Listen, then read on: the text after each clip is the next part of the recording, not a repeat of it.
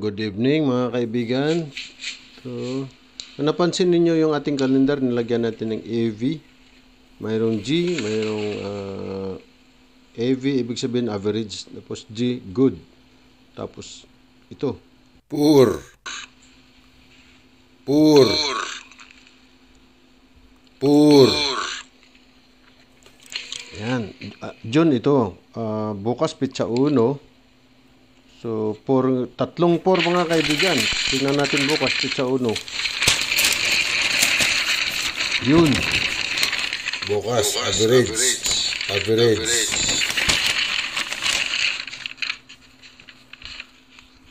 So, yan. Magandang hapon po sa atin mga kaibigan. Mayroon tayong ituturo dito ngayon. Tungkol naman ito sa mga kaibigan, sa mga araw, magandang araw ng fishing, magandang oras ng fishing, magandang buwan ng fishing. So, kami ni Danny Pinya, mga kaibigan, pag nag-fishing po kami, ay tinataon po namin ng first quarter at saka last quarter. Yan mga kaibigan. So, noong pitsa 18 ng June, nag-fishing po kami niyan. 18 hanggang 19. So, maganda po yung huli namin ito. Mayroon pa nga kaming isang tuna dyan. Pero maganda yung hulihan natin dyan, mga kaibigan. Yung nahuli nating episode number 80, yun. Marami tayong huli dyan. So, bukas, July 1, bukas, July 1. Ano ngayon? 30. So, ito mga kaibigan, kung tingnan ninyo, 4. 3 araw yan mga kaibigan. Anong mga nakasulat dito? Yan, mga AV na yan mga kaibigan. Yung mga AV, sinulat ko yan. Ibig sabihin yan mga kaibigan, average day. Average day yan mga kaibigan. Yan, no? Pagdating dito, G, good day. Ito, E, excellent day. Balik sa good day. Hanggang 13, good day. Average na siya dito. Average hanggang dito sa Ibig sabihin, normal lang yan. Normal lang. Dito, good naman siya. Good day. Excellent naman siya 25. Tapos 26, nag-good. Hanggang 27.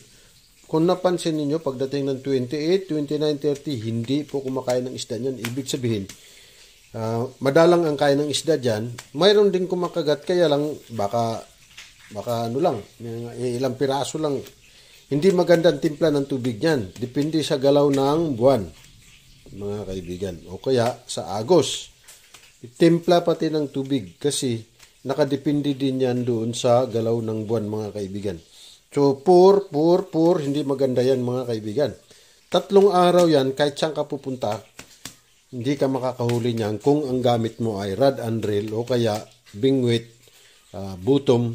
Maliban na lang kung lambat na mga pang-komersyal. Pero ganun pa man, hindi rin maganda kahit sa komersyal.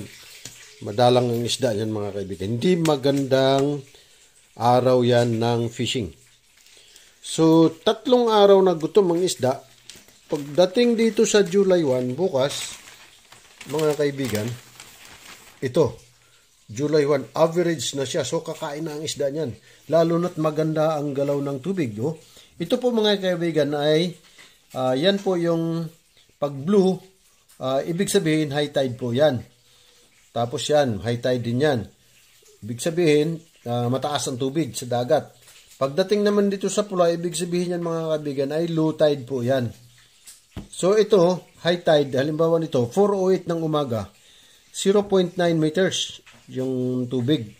Pagdating dito sa alas 8:30, 8:31 ng umaga, 0.6 meters.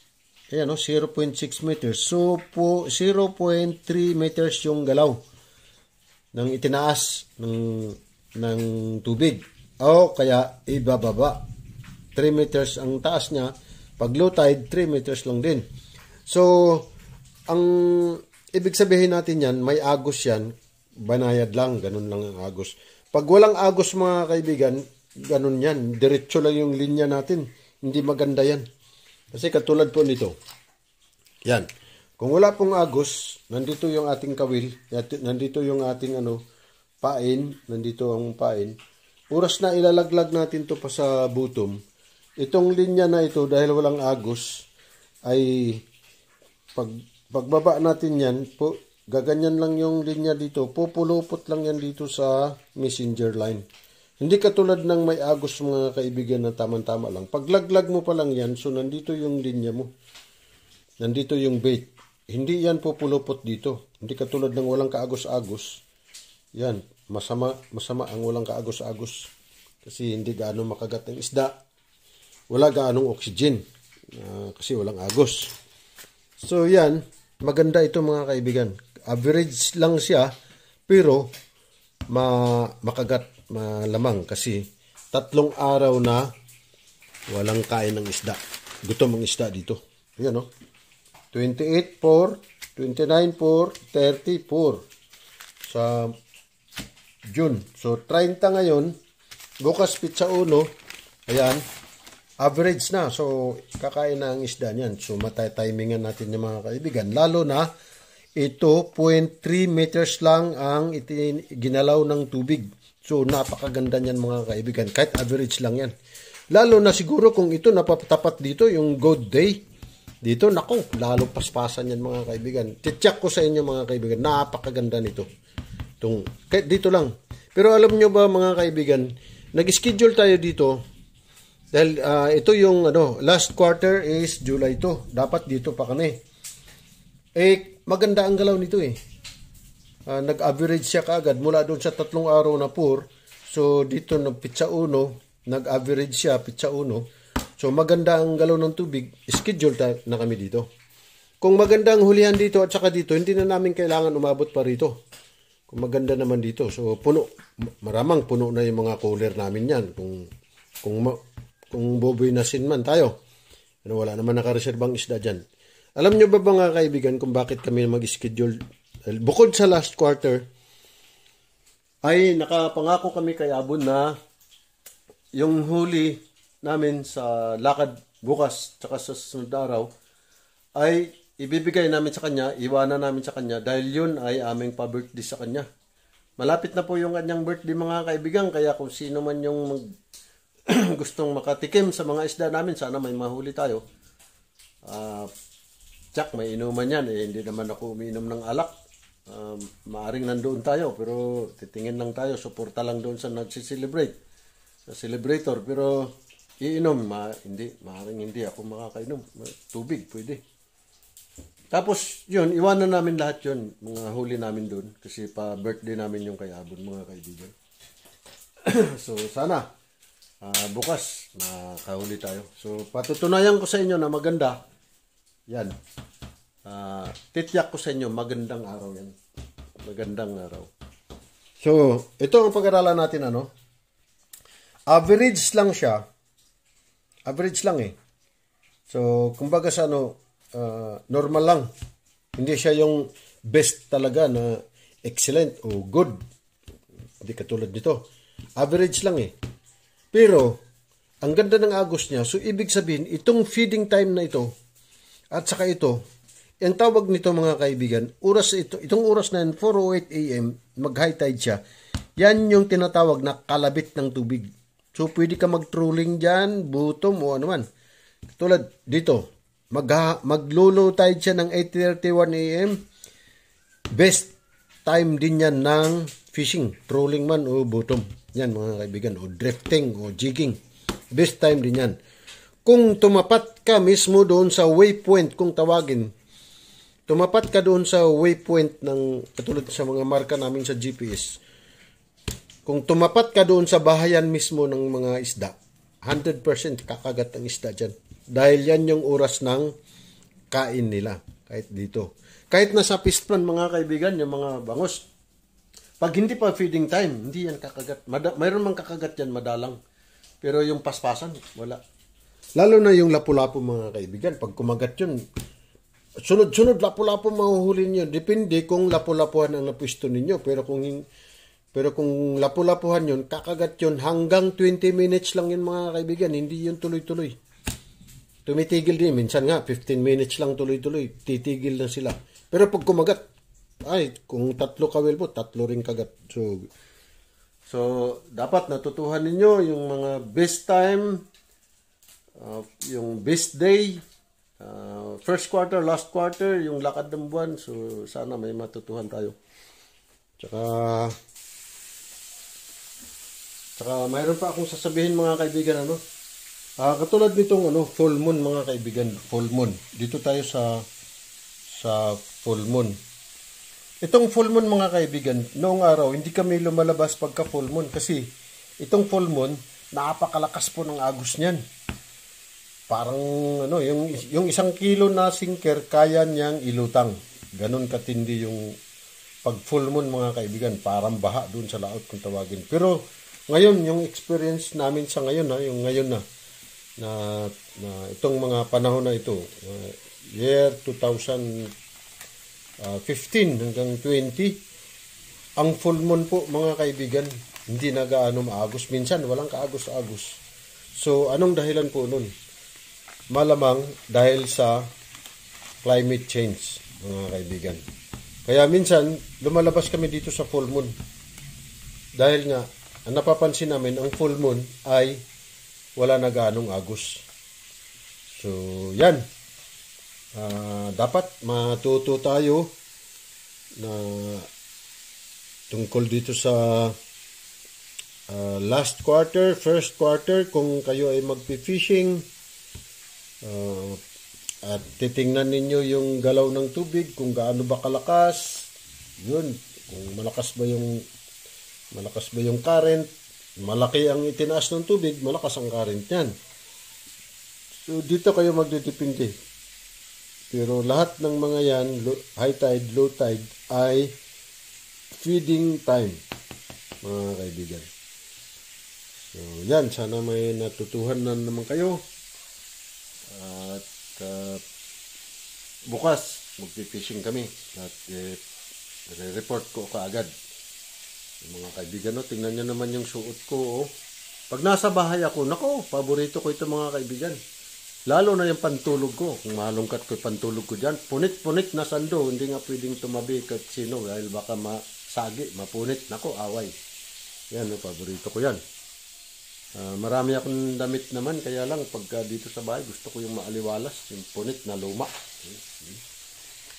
So, yun. So, hanggang dito na lang muna tayo mga kaibigan. At ako nakiusap na kung sino man yung hindi pa nakapag-subscribe dyan na napanood yung ating channel, please naman mag-subscribe naman kayo sa ating channel. Mabagal yung yung paglaki. Marami nga nagsabi na na humingi ako ng tulong dun sa mga malalaking YouTuber, lalo na kay Japper Snapper. Ilang beses na kami nagtagpo. Talagang nagkataon na nagtagpo kami ng tadhana, bukod yung pinatawag natin siya, bukod naman yung hindi natin inaasahan na nagkikita kami palagi, nagpang-abot kami kasi yung mga napupuntahan niya, mga tinutuklas niya ay mga dati na nating mga lugar yung mga kaibigan.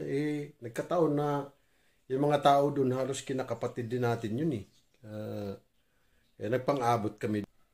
At yun, pagkakataon ko na yun na humingi tayo ng tulong pero hindi ko ginawa kasi nga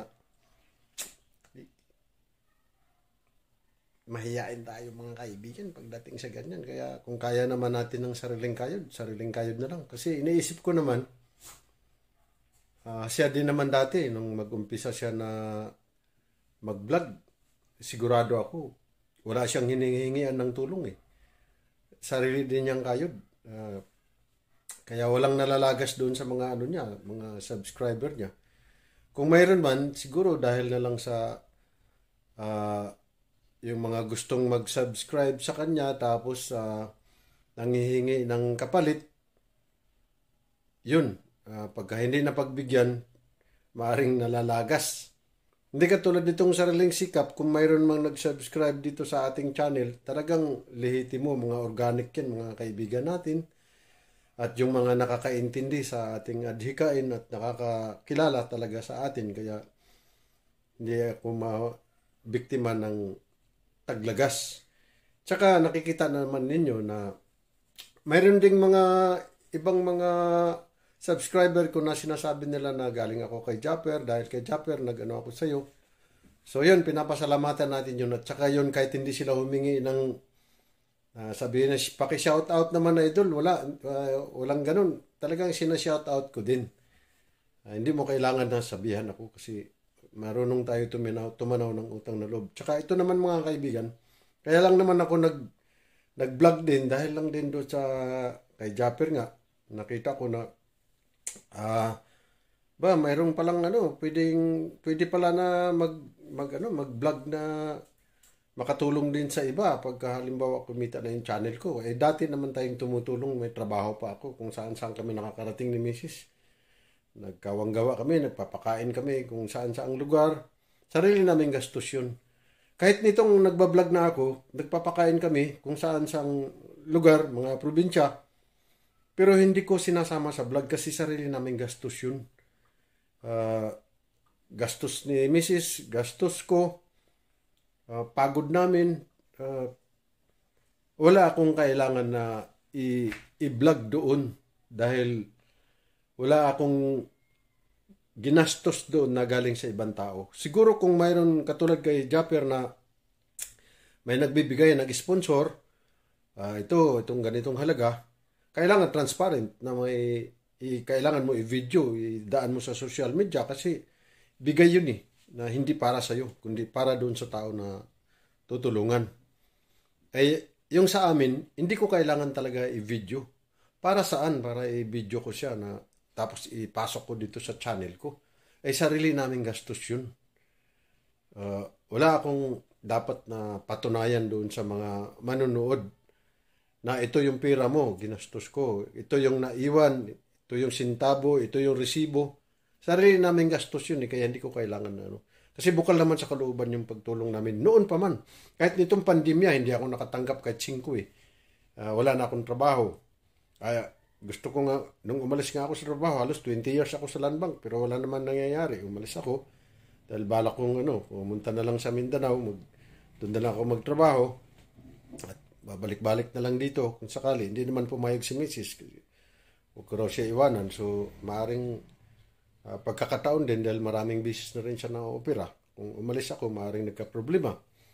So, ganun pa man, nakita ko si Japper na nagbablog, tapos may nakakatulong siya. Sabi ko, pagka magiging pala ako, kung magbablog ako tapos magiging mamonetize na yung channel ko, magkakasahod man ako, pwede pa rin akong tumulong na kung sino man yung katulad nitong kaibigan ko na may yate.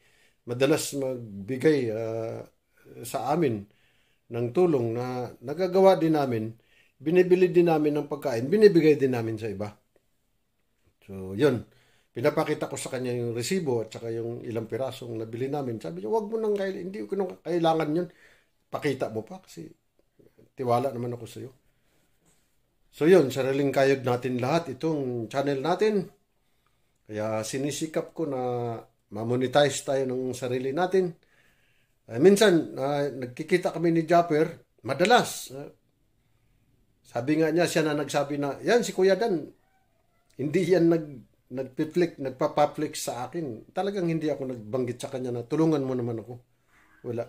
Kasi alam ko siya nung araw, siya man, bago man niya narating yan, hindi rin siya humingi ng tulong. Sinong hihingian niya? Ay wala pang mga vlogger noon. Wala siyang hinihingi ang tulong, kundi sariling kayo din siya. So, ganun din. Bahala na. Kung mayroon man tayong mga subscriber, mga totoong subscriber yun, na talagang tunay na supporters natin. So, yun. Hindi tayo mayamang tao. Hindi ako mayamang tao. Mahirap lang ako. Kung nakasakay man ako sa yati, yan ay 1 taon na niya akong hinahanap para makasama niya ako. At nung makasama na niya ako, nanumpa siya sa akin na hanggat mayroon siyang schedule ng fishing kung saan-saan man, ay hindi siya mag-fishing kung hindi ako kasama. Kung halimbawa mayroong emergency man na lakad, ako o kaya yung yung pamilya ng aking asawa, nagkataon na mayroon kaming schedule ng fishing, may pinag-usapan na kami doon na ituloy namin ng fishing. Yung driver niya, yung tao niya, na mabait, na halos kapatid na rin niya, yun ang nagmamaniho doon kay Mrs. Matuloy lang yung fishing namin. Nising ko, hindi ako hiningian nitong kaibigan ko na may yate. Tsaka, saan ka makakakita? Wala na nga akong pera. Wala na akong pambayad sa ano eh. Wala na akong panggasolina doon sa aking, yung pangkrudo sa aking tura-tura, yung Wrangler ko. Wala na akong pangkrudo doon kasi wala na akong trabaho. Ngayon, ang ginagawa ko, dumidiskarte na lang ako. Yung mga, tinitingnan ko yung mga mumurahin na mga gamit, pero mamahalin naman, mura lang bibilin. Parang buy and sell. Ganun, nakaka-survive din naman ako sa sarili ko. Sa sarili ko lang. So, sa misis ko naman, nising ko, hindi ako nanghingi dyan mula nung nawalan ako ng trabaho. Hindi ako nanghingi, kahit 5. Hindi ako pabigat, kumbaga. Ngayon, pag nag-fishing siya, kasama talaga ako. Ang ginagawa ko naman, hindi ko siya tinutulugan. Saan ka makakakita? Wala ka nang trabaho. Hindi ka pwedeng umupa ng bangka kasi wala kang pang-upa at wala ka ng trabaho. Ni pagpunta doon sa dagat, wala ka ng pang-krudo eh. Doon sa tura-tura wala na akong pang-krudo eh. Sabi niya, dumating ka lang dito, bayaran ko yung krudo mo. Punta ko doon, babayaran niya yung krudo ko kung magkano ginastos ko. Pagdating ko doon, para akong nasa hotel. Aircon. Ang ganda, parang nasa floating na hotel, ay yati. Ganun, dahil nga wala na tayong pera, payati-yati na lang. Tapos si Kuya Nidas naman, Leonidas Uro. Yung cellphone ko kasi nung araw mga kaibigan, parang 3210. Kasi hindi naman akong mahilig sa cellphone. Wala ako dyan. Maliban lang ngayon na nagbablog na ako. Nahirapan siya kasi taga LA, tapos lumipat na sa Las Vegas. Tumatawag sa akin sa Messenger, hindi naman ako makokontak. Lagi doon kay Mrs. Sa akin, hindi niya ako makontak kasi maliit lang yung cellphone ko eh. Tinatapon-tapon ko nga, pinsan nawawala, bumabalik pa sa akin. Binigyan niya ako ng iPhone 7 Plus. So yun, isipin mo yun, wala na nga akong pera eh. Pambili kahit 350 lang yung cellphone, wala akong pambili. Binigyan ako ng iPhone. Nagtiyaga ako sa iPhone 7 Plus. Wala akong pangbayad sa bangka. Nagtiyaga ako sa yate. Totoo po yun. Bakit ganun? Si Kuya umuwi dito, galing sa Las Vegas. Taon-taon yan umuwi dito. 1 buwan siya dito. Dahil lang sa akin. Hindi sa kanya mga kapatid, kundi dahil sa akin. Inuwian niya ako dito. Itong kaibigan ko na may yate, hindi siya nag-fishing pag hindi ako kasama. 1 taon niya akong hinahanap. Dahil lagi niya ako nakikita yung mga picture ko doon sa mga tackle shop. Tinatanong niya, saan ito si Danny? So, hanggang sa nagpang-abot kami, sinamahan ko siya sa fishing. Ngayon, nasiyahan naman siya. Kasi marami naman tayong alam. Hindi naman sa pagmamayabang, pero malalim yung karanasan natin sa fishing. Ganon kahit sa hunting. Nag-hunting ako nung araw. Ngayon, mayroon akong isa pa na trupa na may trabaho pa ako sa Land Bank. Mga 1980, mga 1987 hanggang 1990s. Si Danny Piña. Nung tumigil siya ng fishing, tapos ako, tumigil na rin ako ng fishing. Ayaw ko na. So natuwa yung misis ko kasi hindi na ako nag-fishing. Ay ngayon, dumating ito yung kaibigan ko na may yate. Kinausap niya si Mrs. kasi ako, ayaw ko na eh. So si Mrs. kinausap niya. Sabi ng Mrs., pagbigyan mo. So yun, pinagbigyan ko dahil doon sa hiling niya doon kay Mrs. Pinagbigyan ko. Kaya balik na naman ako, nabuhay na naman yung katawang lupa ko sa fishing. Tapos nagkataon naman, ito si Danny Piña, yung dati kong kasama, nagpagawa naman ng bangka ngayon na napakalaki. Hindi pa tapos. Pero yung kinakapatid ko doon sa Papaya, may bangka naman na nagagamit namin palagi. Yan yung ginagamit namin palagi, yung bangka. Ay kaya wala akong paltos ng fishing ng first quarter at saka last quarter. Lagi kami may fishing yan. Bukod sa first quarter, last quarter, minsan sa full moon, maalis pa kami. So, hindi rin ako hinihingian ng kahit singko. Ano ba ito? Yan yung mga tunay na kaibigan. Kasi mayroon ako mga kaibigan din noong araw. Pag lumakad kasi ako noong araw, palibasa may trabaho pa ako. Sasama ka man o hindi, aalis talaga ako. Kung may sasama, swerte. Pero kung wala, okay rin kasi sanay ako mag-isa eh. Ngayon, kung mayroong sasama, edi masaya kasi may kausap ako. Hindi ko sila hinihingian ng kahit 5. Kilala ninyo kung sino kayo.